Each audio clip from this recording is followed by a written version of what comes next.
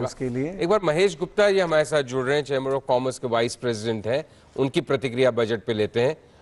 गुप्ता साहब, क्या रिएक्शन है आपका? स्वागत है फोकस न्यूज पे। क्या प्रतिक्रिया है आपकी बजट पे? मैं इसको एक ऐतिहासिक बजट कहूंगा। सरकार, हाँ मैं कहूंगा ये एक ऐतिहासिक बजट है। सरकार ने अपनी नीति 5 साल की नहीं 7 साल की 2022 तक अनाउंस करी है, जो कि एक लॉन्ग टर्म इन्वेस्टमेंट और लॉन्ग टर्म बजट के हिसाब से बहुत अच्छी नीति है। इंफ्रास्ट्रक्चर के ऊपर बहुत जोर दिया गया है, तो और डिमांड ओरिएंटेड बजट है। एग्रीकल्चर के ऊपर बहुत फैसिलिटीज दी गई है। एक फॉर्मल लेवल जहाँ पे 50% वर्कफोर्स इंडिया की काम करती है, उसको अगर एड्रेस करके उनकी अगर बेहतरी होती है तो मैं समझता हूँ डिमांड क्रिएट होती है। तो इंडस्ट्री पर्सपेक्टिव से मैं देखूंगा, अगर वो डिमांड क्रिएट होती है तो इंडस्ट्री को उसमें गेन होता है। हालांकि इंडस्ट्री के ऊपर बहुत भार डाला गया है। इंडस्ट्री के ऊपर कॉर्पोरेट टैक्स कमती किया गया, लेकिन सर्विस टैक्स को बढ़ा दिया गया है एक ही स्ट्रोक में 14% के लिए, और इसी तरह से वेल्थ टैक्स को एबॉलिश किया गया उसके अंदर। बट ओवरऑल मैं कहूँगा कि एक डिमांड ओरिएंटेड बजट है, ग्रोथ ओरिएंटेड बजट है। अब हम लोग डबल डिजिट की ग्रोथ की तरफ देख सकते हैं, जिससे कि सबको फायदा होगा इसके अंदर से।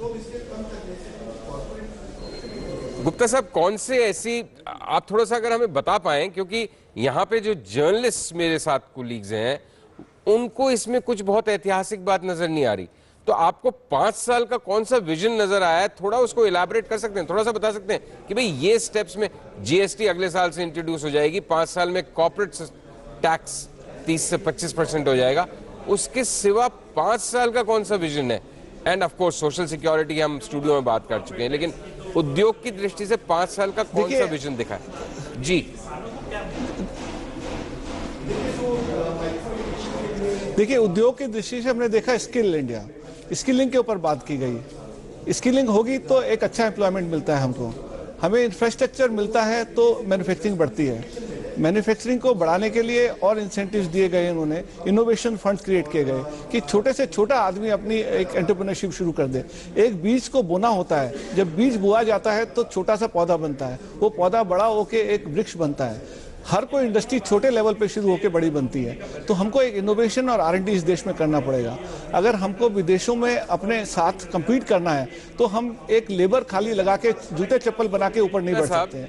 हमें एक लेटेस्ट इनोवेशन करने पड़ेंगे, दुनिया में बेस्ट से बेस्ट चीज बनानी पड़ेगी। यशवंत सिन्हा साहब ने भी फोकस को एक इंटरव्यू में कहा था कि इससे ज्यादा शायद कोई अपॉर्चुनिटी किसी भी इंडियन फाइनेंस मिनिस्टर को नहीं मिली थी जैसी अरुण जेटली जी को मिल रही थी, कि एक ट्रांसफॉर्मेशनल बजट देते वो, जिससे एक दुनिया भर में मैसेज जाता। मैंने आपसे सवाल पूछा, आप स्ट्रगल कर रहे हैं उसका जवाब देने में।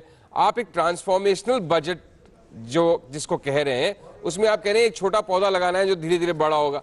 तो आज तो वो एक मीडियम साइज का भी पेड़ लगा सकते थे। इस तरह की टेक्नोलॉजी भी हमारे पास है कि वो जमाने गए कि पहले बीज लगाइए, फिर वो पौधा उगेगा, फिर पेड़ बनेगा।